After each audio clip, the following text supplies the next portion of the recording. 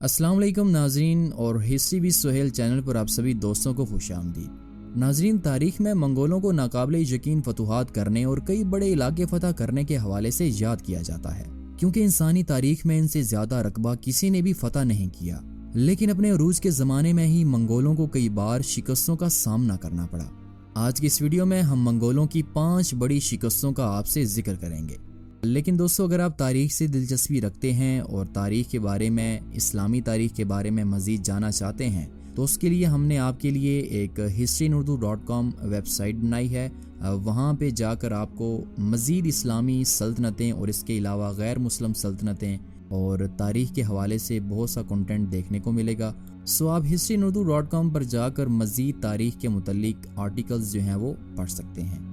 13ویں صدی عیسوی کی شروعات میں ایک منگول وارلارڈ چنگیز خان نے منگولیا کے خانہ بدوش قبیلوں کو جمع کیا اور دنیا کو فتح کرنے چل پڑا۔ اس دوران اس نے فتوحات اور بربادی کی ایسی تاریخ رقم کی جو نہ اس سے پہلے اور نہ ہی اس کے بعد میں کسی نے کی۔ منگولوں کی فتوحات کے دوران خوارزمی شہزادہ جلال الدین خوارزمی منگولوں کا سخت ترین دشمن ثابت ہوا، لیکن جلد ہی خوارزمی شہزادے کی سلطنت کو منگولوں نے فتح کر لیا۔ منگولوں کو پہلی شکست ویتنام نے دی۔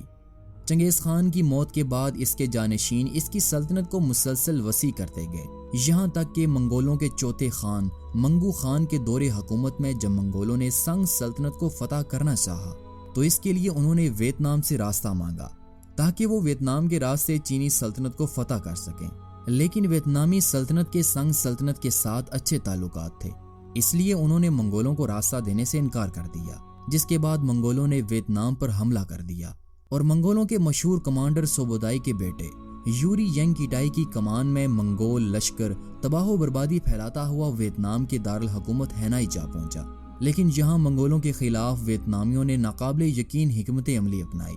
انہوں نے استعمال کے سارے رستوں کو برباد کر دیا اور اس کے ساتھ ساتھ انہوں نے فصلوں کو آگ لگا دی، جس کی وجہ سے منگولوں کے گھوڑے بھوک سے مرنے لگے، جبکہ منگول فوج کا بڑا حصہ ملیریا کی بیماری لگنے کی وجہ سے مارا گیا۔ منگولوں کی دوسری بڑی شکست مملوکوں کے ہاتھوں ہوئی، کیونکہ مملوک سلطنت ہی مسلمانوں کی وہ آخری سلطنت تھی جو ابھی تک منگولوں کے قہر سے بچی ہوئی تھی۔ بغداد کو تباہ کرنے کے بعد ہلاکو خان ایوبی سلطنت کی طرف بڑھا اور اس نے اسے بھی فتح کر لیا۔ پھر ہلاکو خان نے ایک دھمکی آمیز خط مملوک سلطان کو بھیجا، جس کے جواب میں مملوک سلطان نے منگول سفیروں کو قتل کر کے ان کی لاشوں کو شہر کے دروازوں پر لٹکا دیا۔ اسی دوران منگول خان منگو کی سنگ سلطنت کے خلاف جنگ کے دوران موت ہو جاتی ہے، جس کی وجہ سے ہلاکو خان اپنے کمانڈر قطبغہ کو 10,000 کی فوج دے کر باقی فوج کے ساتھ قراقرم چلا جاتا ہے تاکہ وہ نئے خان کی سلیکشن کے لیے کرولتائی کی مجلس مشاورت میں شامل ہو سکے۔ ہلاکو خان کے جانے کے بعد سلطان سیف الدین قدس منگولوں کے خلاف پیش قدمی کرتے ہوئے عین جالوت کے مقام پر پہنچ جاتے ہیں، جہاں 1260 عیسوی کی وہ جنگ ہوتی ہے جس میں مسلمانوں نے پہلی بار منگولوں کو عبرتناک شکست سے دوچار کیا، اور اس جنگ میں منگول کمانڈر قطبغہ بھی مارا گیا۔ منگولوں کو تیسری بڑی شکست جاپان میں ہوئی۔ منگو خان کی موت کے بعد منگولوں میں خانہ جنگی شروع ہو گئی۔ اس جنگ کے بعد ہلاکو خان کا بڑا بھائی قبلائی خان منگولوں کا نیا خان بنا۔ خان بننے کے بعد قبلائی خان نے 1279 عیسوی میں سنگ سلطنت کو فتح کر لیا۔ اس فتح کے بعد قبلائی خان نے جاپان پر پہلا حملہ کیا۔ منگولوں کے اس حملے میں ایک بڑی تعداد چینی فوجیوں کی تھی، لیکن جاپانی سامورائیوں نے منگولوں کا ڈٹ کر مقابلہ کیا اور آخرکار منگولوں کو واپس پسپا ہونا پڑا، جبکہ واپسی پر منگول فوج کا ایک حصہ سمندری طوفان میں غرق ہو کر مارا گیا۔ کچھ عرصے کے بعد قبلائی خان نے 1281 عیسوی میں ایک بہت بڑی فوج جاپان پر حملے کے لیے دوبارہ روانہ کی۔ یہاں پھر جاپانیوں نے منگولوں کے خلاف 4 ماہ تک گوریلا جنگ جاری رکھی، اور پہلے کی طرح اس بار بھی منگولوں کو شکست ہوئی اور منگول فوج کا ایک بڑا حصہ سمندری طوفان کی نظر ہوا۔ منگولوں کو چوتھی بڑی شکست ویتنام میں ہوئی۔ 1287 عیسوی میں ایک منگول لشکر قبلائی خان کے بیٹے ٹھوکان کی قیادت میں ویتنام کی سلطنت چمپا پر حملہ آور ہوا۔